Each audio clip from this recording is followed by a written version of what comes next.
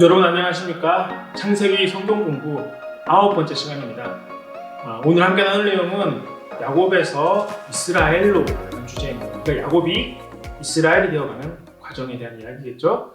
말씀은 창세기 32장 1절부터 35장 29절까지의 말씀입니다. 우리 77조 본문의 위치를 함께 보실까요? 지난가에서 우리는 야곱이 라반의 땅으로 유배를 떠나 형과 아버지를 속였던 일로 인해 본인도 고통을 겪게 되는 모습을 보았습니다. 그러나 유배된 땅에서 20년 동안 하나님은 야곱의 마음 가운데 역사하셨습니다. 이제 야곱은 형 에서와의 만남을 앞두고 인생의 가장 큰 두려움 가운데 직면하게 됩니다. 그러나 이러한 상황 가운데서 야곱은 하나님의 은혜를 극적으로 경험하게 되죠. 돌이켜보면 하나님의 은혜와 기적이라는 것이 그런 것 같습니다. 하나님의 은혜를 경험한다, 하나님의 기적을 경험한다 라고 했을 때는 대부분 절박한, 대부분 큰 어려움과 환난 가운데 일어나게 되죠. 가령 나사로가 다시 살아날 수 있었던 것은 여러분 나사로가 죽었기 때문에 가능했던 것이고, 홍해가 갈라져서 홍해로 건너갈 수 있었던 이유는, 그러한 기적이 가능했던 이유는 뒤에 애굽의 군대가 쫓아왔기 때문에 그런 것 아니겠습니까? 여튼 오늘 구가에서는 야곱이 하나님의 은혜를 극적으로 경험하게 된 부분을 함께 나누어 보도록 하겠습니다. 다음은 77조 큰 그림인데요. 하나님과 씨름한 일에 평생 다리를 절게 된 야곱은 에서와 화해하고 베델로의 여정을 모두 마칩니다. 이 내용이 그렇다라는 겁니다. 하나님과 씨름하게 되고 야곱은 다리를 절게 되었지만 결국은 에서와 화해하고 이 베델로에 다시금 베델로 돌아오겠다고 했던 그의 고백이 마치게 되는 그런 전체를 마무리됨을 볼 수 있다는 겁니다. 그동안 타향살이했던 야곱은 할아버지 아브라함과 아버지 이삭에게 약속했던 땅인 가나안 땅에 이제 정착하게 되죠. 이러한 큰 내용을 중심으로 묵상과 토론의 내용을 계속해서 살펴보시겠습니다. 교재 77쪽인데요. 창세기 32장 1절에서 8절 서두에서 야곱은 두려움에 휩싸이게 됩니다.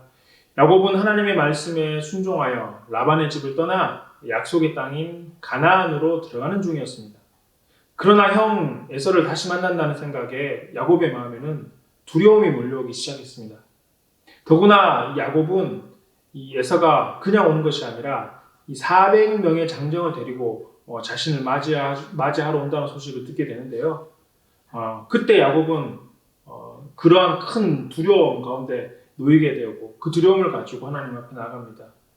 이때 야곱의 기도가 창세기 32장 9절부터 12절의 내용이죠. 이 야곱의 기도를 볼 때 하나님의 어떠한 특징과 어떤 약속들이 야곱으로 하여금 하나님 앞에 나아가도록 하고 있습니까? 이런 질문입니다. 당시 야곱의 상황은 매우 절박했습니다.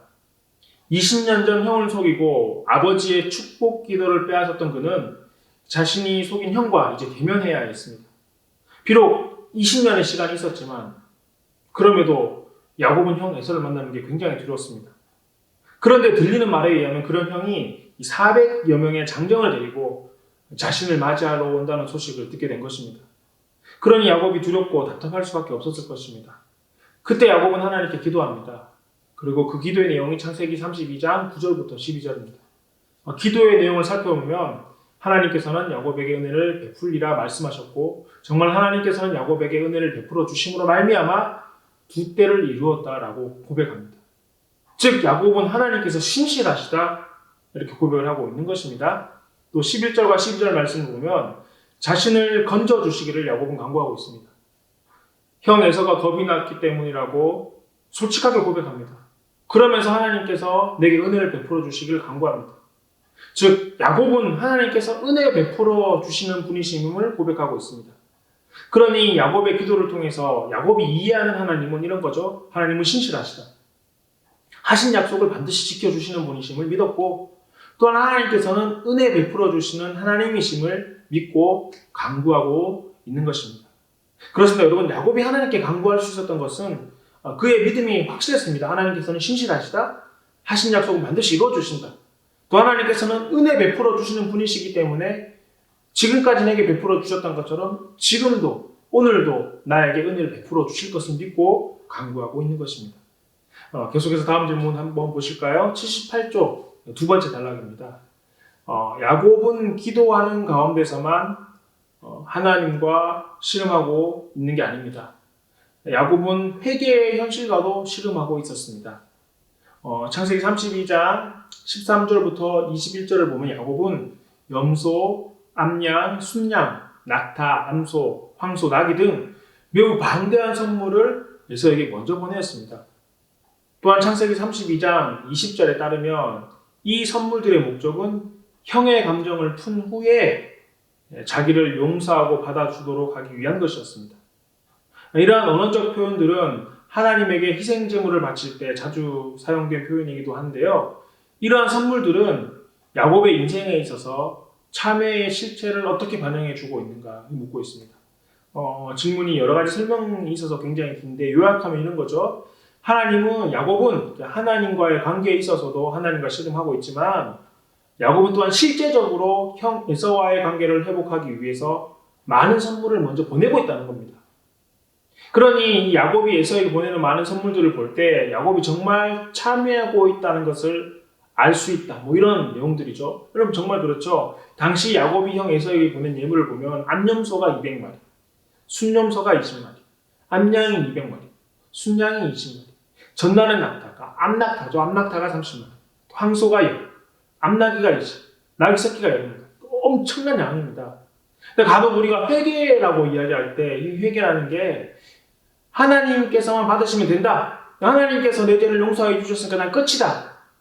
이렇게 생각하는 경향들이 있습니다. 물론 여러분 죄 용서의 주권은 하나님께 있는 게 맞습니다. 그렇지만 여러분이 회개라는 것에는 하나님의 용서하심도 있지만 회개에 따른 삶의 변화도 동반되어야 되는 것입니다. 그런 의미에서 야곱은 하나님께 용서함을 구하며 또한 진정으로 그의 형 에서에게 용서를 구하고 있다고 볼 수 있는 것입니다. 말만 하나님 날 용서해 주세요 이게 아니라 하나님께서 날 용서해 주시고 날 받아주시는 것도 있지만 형 에서가 나를 용서해 줄 수 있도록 내가 할 수 있는 모든 것들을 야곱은 지금 형 에서에게 하고 있다는 것입니다. 다음 질문 계속해서 보실까요? 78쪽 마지막 단락인데요.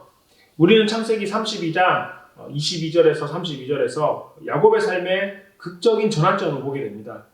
지금까지 여러 상황 속에서 힘겹게 살아왔던 것처럼 창세기 32장 22절부터 24절 시점에 이르러 야곱은 이제 한 사람과 씨름하고 있습니다. 그러나 야곱의 전환점은 자기의 연약함을 고백하는 데 있죠. 하나님과 씨름한 후에 창세기 32장 27절에서 야곱은 자신의 이름이 야곱이라고 이야기합니다. 즉 자기가 속이는 자라고 이렇게 말한 것입니다. 이전에 에서가 이삭에게 한 말 있잖아요. 그의 이름을 야곱이라 함이 합당하지 아니하나이까. 그가 나를 속임이 이것이 두 번째니이다. 전에는 내 장자의 명분을 빼앗았고 이제는 내 복을 빼앗나이다 라는 고백에 비추어 볼 때 지금 야곱이 하는 고백, 너의 이름이 무엇이냐? 내가 야곱입니다. 이 고백에 어떤 중요한 의미가 있느냐라는 것입니다. 또한 하나님은 야곱에게 이스라엘이라고 하는 새로운 이름을 주십니다. 그가 하나님과 씨름하였다라는 뜻의 이름을 주셨는데 이게 야곱에게 주는 메시지가 뭐냐는 거죠. 이게 무슨 질문인가 요약하면 그런 거잖아요. 야곱이 하나님과 씨름할 때 하나님께서 야곱에게 이름을 묻습니다. 그때 야곱이 대답하죠. 야곱입니다. 즉 나는 속는 자입니다. 이렇게 자기가 스스로 야곱 스스로가 자신의 이름을 말한 거지만 자신의 어떤 삶의 신분적인 모든 것들을 그렇게 고백한 거죠. 사실 야곱의 삶이 그랬잖아요. 형을 속이고 아버지를 속이고 그런 동생 야곱에 대해서 형 에서가 이야기하기를 그가 야곱이라는 것은 합당합니다. 그가 날 2번이나 속였습니다. 예전에는 장자의 명분도 빼앗고 이제는 내게 복도 빼앗았습니다. 이렇게 이야기를 하잖아요. 그러므로 야곱이 야곱이니다라는 이 고백은 나는 속이는 사람입니다라는 고백이고 이는 야곱 자신의 어떤 연약함을 고백하는 것이라고도 볼 수 있고 또 자기 자신을 돌아보는 고백이라고도 할 수 있는 것입니다. 여러분 사실 자기가 어떤 사람인지 아는 것은 참 중요합니다. 돌이켜보면 하나님의 죄사함의 은혜도 내가 죄인이라는 사실을 알고 고백할 때 가능한 것 아니겠습니까? 아무리 하나님의 죄사함의 은혜가 굉장히 크다 할지라도 내가 죄인인지 모른다면 아무런 소용이 없는 것입니다. 알 수가 없다는 것입니다. 그리고 이렇게 자신의 연약함을 고백하는 야곱에게 하나님께서는 새로운 이름을 주십니다. 바로 이스라엘이라는 이름을 주십니다. 그 뜻은 그가 하나님과 씨름했다라는 뜻인데요. 이를 통해서 알 수 있는 것은 이제는 더 이상 야곱, 속이는 자가 아니라는 겁니다. 또한 더 이상 속이는 자로 살지 말고 하나님과 씨름한 영광된 사람으로 살아갈 것을 하나님께서는 야곱에게 말씀하시는 것입니다. 이제 속이는 자 야곱, 속이기 위해서 살아가는 자 야곱이 아니라 하나님과 씨름했던 그 영광스러운 사람으로, 이제 더 이상 속이는 자로 살지 말고 하나님과 씨름한 사람으로 살아가라, 이렇게 말하고 있다는 겁니다. 계속해서 교재 79쪽 두 번째 단락의 질문을 보시겠습니다. 야곱은 자기에게 축복해 달라고 끈질기게 매달립니다. 하나님께서는 이 기도를 어떻게 응답하고 계십니까? 그렇다면 어떠한 방식으로 이런 야곱의 기도가 응답되었습니까? 야곱은 하나님께 간절히 간구하였습니다. 그런 야곱의 기도는 어떻게 응답되었죠? 창세기 32장 29절 말씀을 보면 야곱이 청하여 이르되 당신의 이름을 알려주소서. 그 사람이 이르되 어찌하여 내 이름을 묻느냐 하고 거기서 야곱을 축복한지라 말씀하십니다. 사실 야곱이 하나님과 씨름한 이후 변한 건 하나도 없었습니다. 하나님께서 그의 이름만 야곱에서 이스라엘로 바꾸어 주셨죠. 그렇지만 그 밤 이후 야곱은 완전히 달라졌습니다. 완전히 달라졌습니다. 더 이상 속이는 자, 비겁한 자의 모습이 아니라 하나님과 씨름한 사람으로 당당해졌습니다. 여러분, 이건 교만해졌다는 게 아니죠. 하나님께서 나를 인도하신다, 하나님께서 나를 보호하신다라는 사실을 확실히 믿었습니다. 하나님 나를 인도하시고 하나님 나를 보호하시니까 두려움이 생기지 않죠. 겁나지 않죠. 당당해질 수 있다는 것입니다. 하나님은 이렇게 야곱을 축복해 주셨습니다. 내가 널 보호하시고, 내가 널 지키고 있다, 내가 널 인도하고 있다, 내가 널 보호하고 있다, 이 사실을 알려줌으로 말미암아 그가 당당한 삶의 모습으로, 사람의 모습으로 또한 그 형 이삭을, 그 형 에서를 만날 수 있었던 것입니다. 다음 질문 계속해서 보시겠습니다. 교재 79쪽 세 번째 단락입니다. 창세기 33장 1절에서 11절을 보면 야곱은 가족을 여러 무리로 나누어 가게 함으로써 한꺼번에 몰살 당할 가능성에 대비하는 장면이 나옵니다. 그렇죠? 레아를 먼저 보내고 여종들을 먼저 보내고 레아를 보내고 제일 마지막에 라헬을 세우죠. 또 이런 야곱의 모습이 마치 예전에 교활한 모습으로 돌아간 것처럼 오해될 수도 있습니다. 그러나 이 상황에서 야곱이 책임을 다하려는 모습과 적극적으로 화해를 추구하는 모습을 입증하는 장면이 무엇입니까? 야곱의 회개하는 마음과 적극적으로 화해하고자 하는 마음을 드러내거나 암시하는 부분이 있다면 찾아보십시오. 이렇게 질문하고 있는데요. 이 창세기 33장을 보면 에서를 만나러 가는 야곱이 가족들을 여러 무리로 나누어 형 에서를 만나고자 함을 볼 수 있습니다. 이게 마치 있는 거잖아요. 좀 덜 사랑하는 여종들과 여종들의 자녀부터 이렇게 앞서 세우는 모습을 볼 수 있잖아요. 이런 모습이 마치 야곱이 얄팍한 술수로 보여질 수 있습니다. 그렇지만 창세기 33장에서 야곱은 자신의 책임을 다하고 적극적으로 화해를 추구하는 모습을 보여줍니다. 어떤 부분에서 볼 수 있냐면은 먼저 창세기 33장 3절 말씀을 보면 7번 땅에 굽히며 그의 형 에서에게 가까이 가니 이렇게 이야기합니다. 그러니까 형 에서를 만났을 때 7번이나 땅에 굽히면서 절하면서 형 에서에게 갔다라는 겁니다. 그러니까 7번 땅에 굽혔다라는 것, 그러니까 그냥 머리를 숙였다는 것이 아니라 큰 절을 했다라는 거잖아요. 이건 철저한 복종을 의미하는 것입니다. 그러니까 7번 땅에 굽힌다 이런 것은 노예가 주인에게 하는 것과 같은 행동인 것입니다. 또 창세기 33장 8절을 보면 에서가 또 이르되 내가 만난 바 이 모든 데는 무엇은 까닭이냐 이렇게 묻고 있습니다. 그러니까 이 야곱은 에서를 만나기 전에 형에게 많은 선물을 보냈습니다. 그러니까 앞서 나눴던 내용이니까 제가 설명을 생략하겠습니다.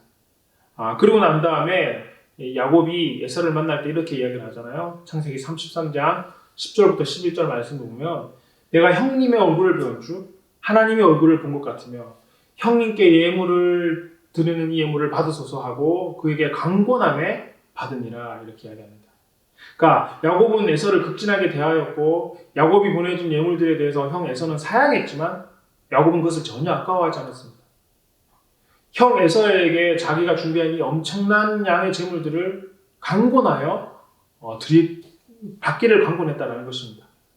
즉 야곱은 살기 위해서 어쩔 수 없이 형 에서에게 머리 숙이고 또 머리 숙이고 나갔다라기보다 진심으로 야곱이 미안한 마음을 가지고 형 에서를 극진히 대하고 진심으로 화해하기를 원함을 알 수 있는 대목이라는 것입니다. 그러니 얄팍하게 나눠서 간 게 얄팍한 그런 술수라기보다 정말 여러 행동들을 보았을 때 야곱은 진심으로 형 에서를 맞이하고 형 에사와 화해할 준비를 가지고 나갔다라는 것입니다. 계속해서 다음 질문 보실까요?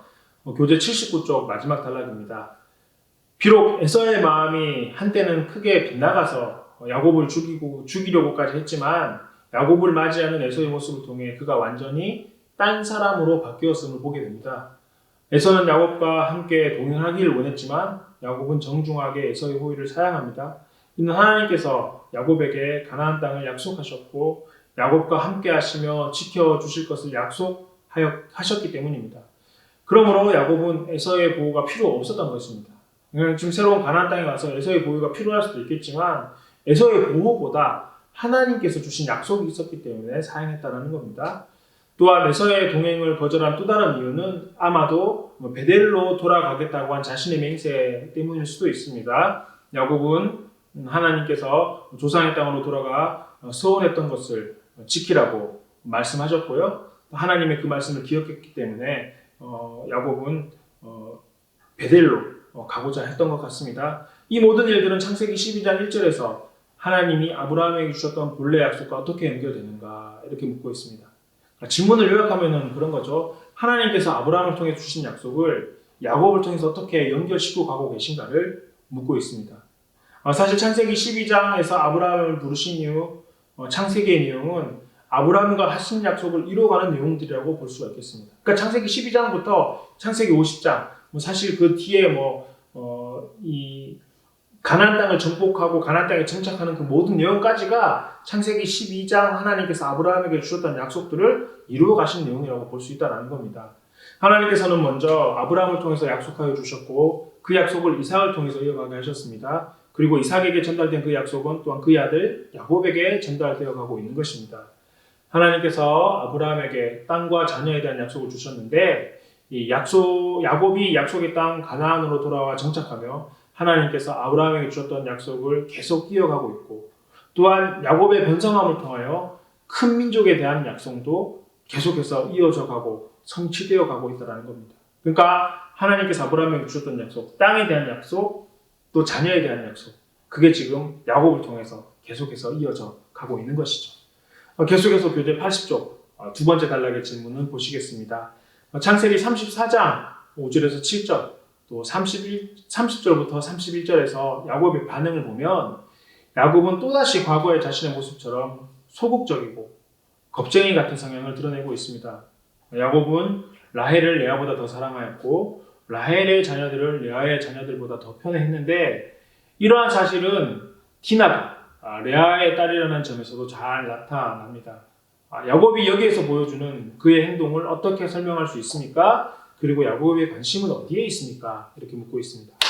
여러분 먼저 창세기 34장의 내용이 어떤 내용이죠? 창세기 34장은 야곱의 딸 디나가 히위 족속 세겜에게 강간을 당하게 됩니다. 그리고 이 딸 디나는 레아의 딸이기도 하죠. 그러니까 야곱과 레아 사이에 났던 딸입니다. 아시다시피 레아는 첫째 부인이었지만 야곱은 레아보다 라헬을 더 많이 사랑했습니다. 그래서였는지 야곱은 디나가 강간당했다는 소식을 듣고도 자기의 나머지 아들들에게 알리지 않았습니다. 야곱 나이가 많기도 하고 사실은 야곱의 아들들이 많으니까 당연히 알려야 했겠죠. 또 자신의 그들의 누이 아니겠습니까? 후에 이제 야곱의 아들들이 들에서 돌아와 이 소식을 듣고 굉장히 화를 냈습니다. 노했습니다. 아마 레아의 아들들이, 그러니까 디나의 친오빠들이 아마 더 많이 화가 났을 것입니다. 자신의 여동생이 이 몹쓸 짓을 당했으니까 얼마나 화가 났겠습니까? 그래서 레아의 아들 가운데 시므온과 레이는 세겜 족속이 할례를 받아야 된다 이렇게 이야기해서 할례 받은 후에 움직임이 어려운 시간에 급습해서 이 세겜 족속을 죽이고 자신의 동생 디나를 데려오게 됩니다. 이렇게 세겜 족속을 급습한 시므온과 레이를 책망하며 야곱이 이야기하기를 너희가 내게 화를 끼쳐 나로 하여금 이 땅 주민 곧 가나안 족속과 브리스 족속에게 악취를 내게 하였도다. 나는 수가 적은즉 그들이 모여 나를 치고 나를 죽이리니 그러면 나와 내 집이 멸망하리라 이렇게 이야기합니다. 그러니까 야곱의 관심은 이 일로 인해서 우리가 멸망당할지도 모른다는 염려에 초점이 맞춰져 있다는 겁니다. 이는 하나님께서 인도하여 주시고 보호하여 주시며 조부 아브라함과 아버지 이삭으로부터 이어진 언약이 이루어질 것이라는 믿음이 약해졌다고 볼 수 있는 것입니다.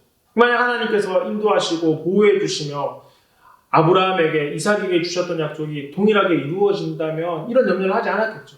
그러니까 이 믿음이 약해지다 보니까 멸망할 수 있겠다 이런 염려를 하게 되었다는 것입니다. 다음 질문도 이 내용과 관련된 내용이니까 계속해서 보시겠습니다. 80쪽 마지막 단락인데요. 이 비극적인 사건, 그러니까 디나가 강간당하고 야곱의 아들들이 세겜 족속을 멸망했던 그 사건이죠. 이 일로 인해서 야곱의 아들들이 반응들을 보십시오. 그리고 아버지인 야곱의 어떤 특징을 잘 따라오고 있습니까? 특별히 34장 13절을 주목해 보라고 하는데요. 34장 14절 말씀을 보면 야곱의 아들들이 세겜과 그의 아버지 하몰에게 속여 대답하였으니 이는 세겜이 그 누이 디나를 더럽혔습니다. 이렇게 이야기합니다. 그러니까 특별히 주목해야 될 단어가 있죠. 속였다는 것입니다. 그러니까 야곱의 아들들도 아버지의 행동을 그대로 답습하고 있습니다. 아버지 야곱이 어떤 사람입니까? 속이는 사람이었잖아요. 그러니까 그의 아들들도 속이는 그 행동을 답습하고 있다는 것입니다. 하지만 야곱과 그의 아들들의 이 비극적인 이야기는 여기서 끝나지 않았습니다. 하나님께서는 그럼에도 불구하고 야곱도 속이고 그의 아들도 속이는 그런 여러 가지 나쁜 모습들을 답습하는데도 불구하고 하나님께서는 야곱과 그의 자녀들을 인도하여 주시고 붙들어 주시고 계시죠. 교재 81쪽 질문 보실까요? 창세기 34장의 이 비극적인 사건에도 불구하고 굉장히 비극적인 사건이죠. 불구하고 하나님은 야곱을 포기하지 않으십니다. 창세기 35장 1절에서 하나님은 오히려 야곱에게 자신의 명령을 재차 확인시켜 주십니다. 약속을 재차 확인시켜 주신다는 것입니다. 그리고 야곱은 그 명령을 따라 베델로 올라갑니다. 그리고 올라가기 전에 중요한 일을 하는데요. 그 일이 무엇이고 이게 왜 중요한 것인가 묻고 있습니다. 창세기 35장 2절에서 4절 말씀을 참고해 보시면 좋겠는데요. 35장 2절에서 4절입니다. 하나님께서는 디나 사건으로 큰 위기 가운데 있었던 야곱에게 나타나십니다. 그리고 이 베델로 올라가서 제단을 쌓으라고 말씀하십니다. 이에 야곱은 자기 집에 있는 모든 사람들과 함께 이 베델로 올라가게 됩니다.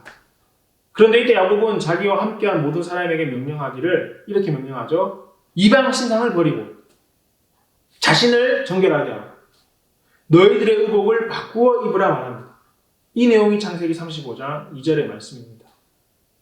먼저 이를 통해서 하나님께 예배드리기 위해서 거룩하게 준비되는 과정이라고 이것은 볼 수 있겠습니다.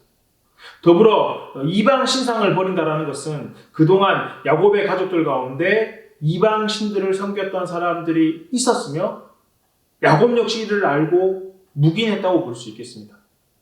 그러니 이제는 이런 이방 신상을 버리고 정결하게 함으로 오직 하나님 한 분만을 믿고 신뢰하기로 야곱이 다짐했다고 볼 수가 있겠습니다.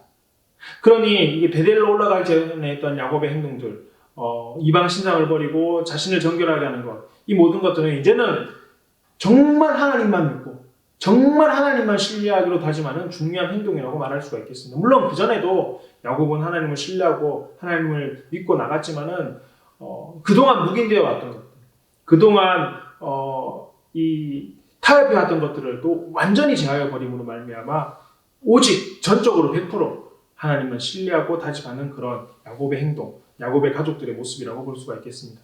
계속해서 다음 질문 보시겠습니다. 교재 81쪽 두 번째 단락에 있는 질문입니다.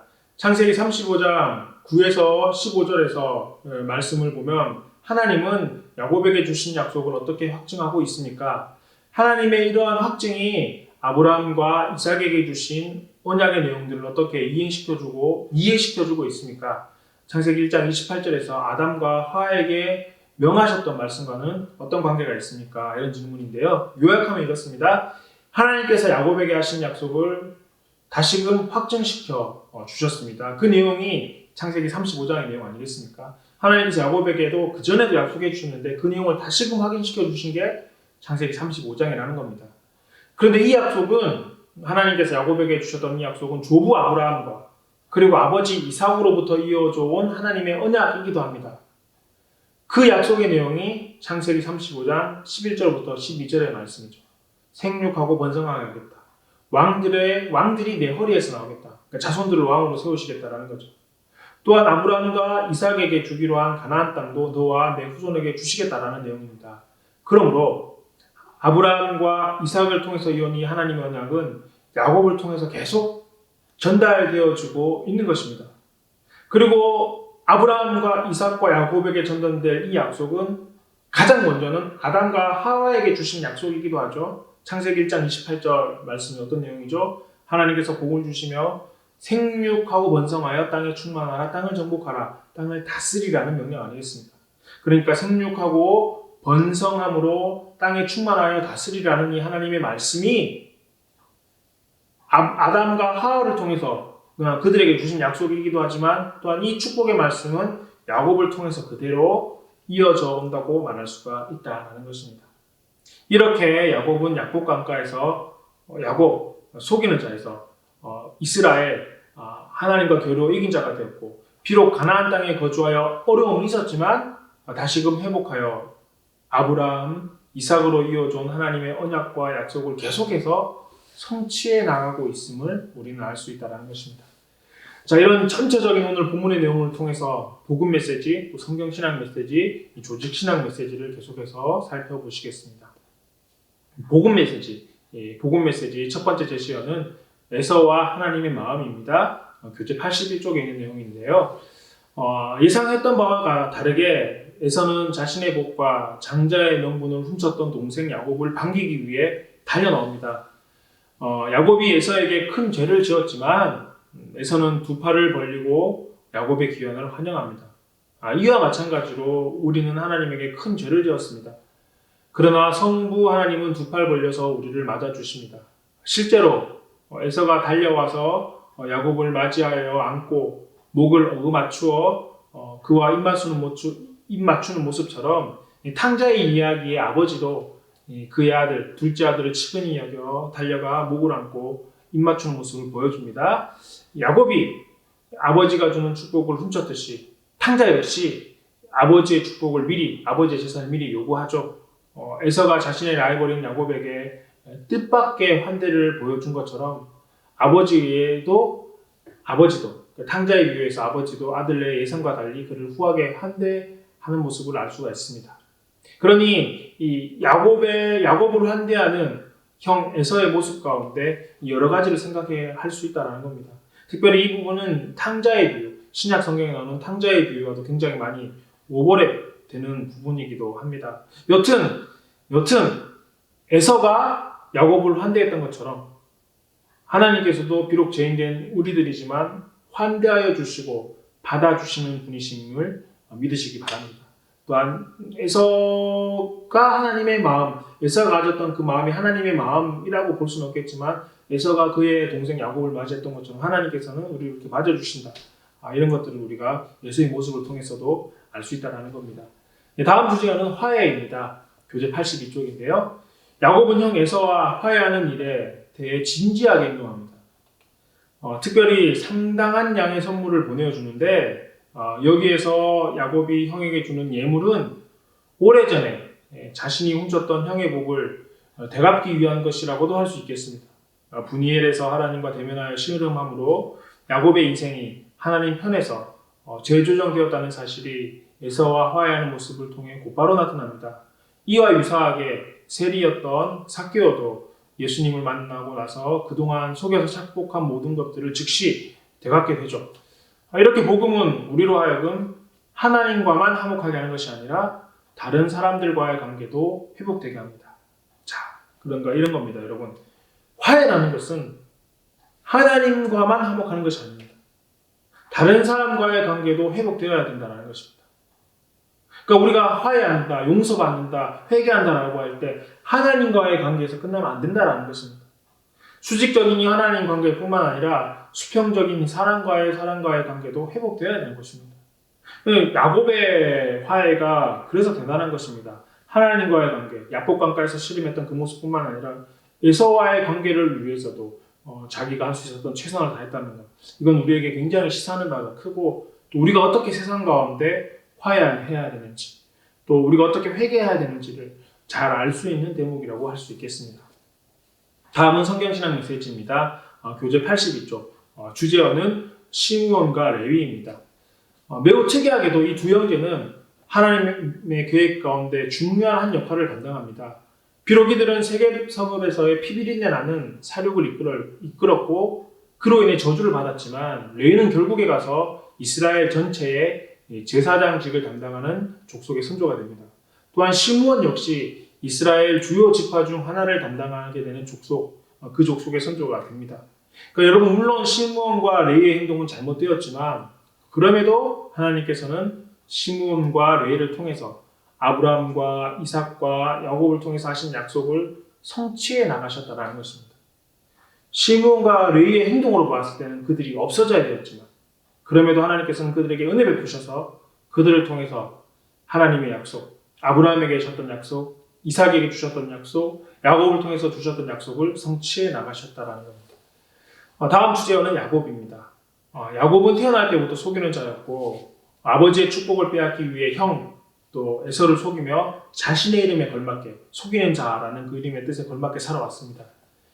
야곱의 불충한 성품에도 불구하고 잘못된 성품에도 불구하고 하나님은 감당할 수 없는 복과 약속을 야곱에게 주셨고 야곱의 삶에 머무르게 합니다. 야곱이 하나님과 씨름할 때 자신의 이름이 야곱임을 고백하자 하나님은 그에게 이제 새로운 이름 이스라엘이라는 이름을 주셨습니다. 그러나 야곱은 이 새 이름을 부여받은 후에도 계속해서 그는 야곱으로 불립니다. 또한 야곱은 세겜 성읍에서 남자들을 죽인 아들들, 세겜 성읍의 남자들을 죽인 자신의 아들들을 훈계하지 못하고 오히려 요셉을 편애하는 가운데 자신의 잘못된 옛 기질이 드러나기도 합니다. 야곱이라는 옛 이름과 이스라엘이라는 새 이름은 동시에 한 구절 안에 사용될 때도 있습니다. 야곱은 근데 이렇게 야곱이라는 이름이 사용될 때는 실패한 인간이 동시에 또 사랑받는 인간이 한 단편이기도 하죠. 호세아 선지자 시대에 이르러 반역한 이스라엘은 야곱이라 불리며 기소를 당하고 회개로 부르심을 받기도 합니다. 바울은 야곱을 인용하여 하나님의 긍휼과 자비를 묘사하는 데 사용하기도 합니다. 그런 의미에서 야곱은 실패와 하나님의 긍휼하심을 동시에 표현하며 오늘날 성도된 우리의 모습, 즉 죄인이지만 하나님의 은혜를 입은 우리들을 지칭한다고 할 수 있을 것입니다. 그러니까 이 야곱이라는 것 자체가 죄인이고 하나님의 은혜를 입은 우리의 모습과 비슷하다는 겁니다. 계속해서 조직신학 메시지를 함께 보실까요? 교재 83쪽입니다. 이 조직신학 메시지 첫 번째 제시어는 하나님의 변함없는 사랑과 진실하심입니다. 하나님의 성품, 특히 그분의 인내와 변함없는 사랑은 야곱의 삶에 계속해서 지속됩니다. 야곱은 나는 주께서 주의 종에게 베푸신 모든 은총과 모든 진실하심을 조금 더 감당할 수 없사옵나 라며 하나님의 은혜와 사랑을 인정합니다.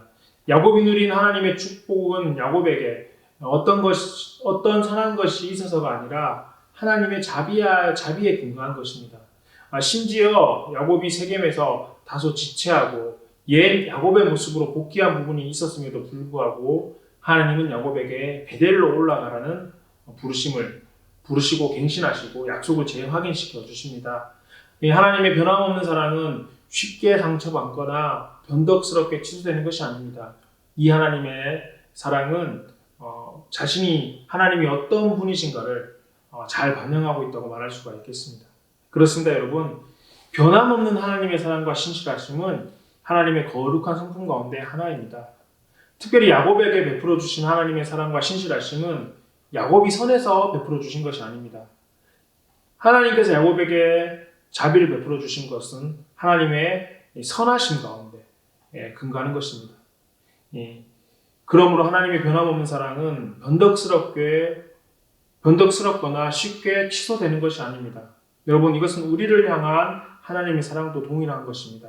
우리를 향한 하나님의 사랑, 하나님께서 우리에게 베푸신 그 사랑은 쉽게 변하거나 변덕스러운 사랑이 아니라는 것입니다. 신실하신 하나님의 사랑이고 신실하셔서 하나님께서는 우리에게 베푸신 그 사랑이 우리의 어떤 행위와 모습을 통해서 잘했으니까 더 많이 주고 못했으니까 덜 주고 이게 아니고 언제나 동일하게 우리에게 사랑을 베풀어 주신다는 사실을 기억하셨으면 좋겠습니다. 다음 조직신학 메시지 주제어는 하나님의 보호하심입니다. 하나님은 야곱에게 조상의 땅으로 돌아가라 명하시면서 내가 너와 함께 있으리라고 약속하십니다. 야곱은 길을 가다가 하나님의 사자들을 만나고는 이는 하나님의 군대라고 말합니다. 이는 야곱이 하나님의 은혜로운 보호하심과 궁극하심을 인지한 것입니다. 또한 세겜 성읍을 진멸한 사건 이후 야곱은 가나안 족속과 브리스 족속을 두려워했지만 하나님은 야곱이 순종으로 나아갈 때 그를 둘러싼 성읍들에게 하나님의 두려움을 그들에게 심어주어서 야곱을 더 이상 쫓아가지 못하게 하였습니다. 하나님의 뜻에 따라 나아갈 때마다 야곱은 하나님의 강력한 보호하심을 경험하였습니다. 하나님은 자기 백성과 언제나 어디서나 함께 하시며 그들의 지켜주시고 그들의 보호자가 되어 주시는 것입니다. 이렇게 여러분 야곱의 삶에는 항상 하나님의 보호하심이 있었습니다. 특별히 그의 잘못된 행동과 모습이 있어도 돌이키기만 한다면, 돌아서기만 한다면, 다시금 순종하고 나가기만 한다면 하나님께서는 다시금 은혜를 베풀어 주신 것입니다. 이렇게 여러분 하나님께서는 자기의 백성들을 포기하지 않으십니다. 또한 언제나 함께 하시고 지켜주시고 인도하여 주시는 것입니다. 여러분 이런 하나님의 사랑, 하나님의 보호하심을 날마다 기억하며 살아가실 수 있기를 간절히 바랍니다. 교재 84쪽은 그동안 나눴던 복음 메시지, 또 성경 신학 메시지, 이 조직 신학 메시지를 개인적으로 묵상하는 부분이니까 교재에 나온 내용, 제가 교재 내용을 중심으로 했으니까 교재의 내용들을 한 번 더 읽어보시고 아니면 내가 성경을 읽으면서 강의를 통해서 기억나는 어떤 그런 중요한 멘트가 문구가 있다면 한번 적어보시고 다시 생각해 보신다면 여러분들에게 이 성경 공부가 더욱더 길게 오랫동안 유익한 그런 효과가 있을 것이라 생각됩니다. 마지막으로 우리 이건 개인적으로 나눠보시고 마지막으로 교재 85쪽 공부를 마치는 내용을 함께 보시겠습니다. 예수 그리스도의 복음이 어떠한 면에서 당신을 하나님뿐 아니라 이웃들과도 함께 화목할 수 있도록 만들었는가? 아직도 회복이 필요한 만큼 두드러지게 깨진 인간관계는 혹시 없는가? 예수님도 예물을 제단 앞에 두고 먼저 가서 형제와 화목하고 그 후에 와서 하나님께 예물을 드리라고 가르치셨다. 복음은 우리가 서로의 관계를 회복하고 화해하도록 준비시켜준다. 너희가 서로 사랑하면 이로써 모든 사람이 너희가 내 제자인 줄 아리라. 그렇습니다, 여러분. 복음은 하나님과의 화목함을 이야기하고 있지만 이것이 전부가 아니라는 겁니다. 복음의 핵심은 하나님과의 화목이 맞습니다. 하지만 이 복음은 하나님과의 화목을 넘어 이웃과의 관계도 화목하게 하는 것입니다. 자, 복음의 핵심은 하나님과의 화목이 맞는데 복음으로 말미암아 하나님과의 관계가 회복되면은 이게 하나님과의 관계 회복에 끝나는 것이 아니라 우리의 이웃과의 관계에도 화목으로 이어지게 된다는 것입니다. 그러니까 한 방향에서 끝나는 게 아니라는 겁니다. 수직적인 하나님과의 관계가 회복되어지면 수평적인 인간과의 관계, 사람과의 관계도 자연스럽게 화목하게 된다라는 것입니다. 자, 그러니 여러분, 내가 지금 복음을 바르게 받아들이고 있고 하나님의 은혜를 바르게 체험한다면 나와 하나님과의 관계는 물론이거니와 지금 우리 이웃과의 관계도 화목하게 되어야 됨을 기억하시고 돌아보실 수 있었으면 좋겠습니다. 자, 오늘 나눌 내용은 여기까지입니다. 다음 시간에는 치과의 내용을 함께 나눌 텐데요. 노예로 팔려간 요셉과 하나님의 약속이라는 주제입니다. 성경은 창세기 36장 1절부터 41장 57절까지의 말씀입니다. 다음번 성경 공부가 있기 전까지 꼭 한번 내용을 읽어보시고요. 오늘 나눈 이 여러 가지 내용들 다시 한번 살펴보시고 적어보시고 생각해보시고 또 생각하고 적어보는 데서만 끝나는 것이 아니라 내 삶에 하나하나 적용해보시면서 우리를 돌아보시고 더욱 하나님과 가깝게 되는 하나님과 더욱더 화목하게 되는 그러한 좋은 시간이 계속해서 될 수 있었으면 좋겠습니다. 자, 긴 시간 고생 많으셨습니다. 오늘 여기까지입니다. 안녕히 계십시오.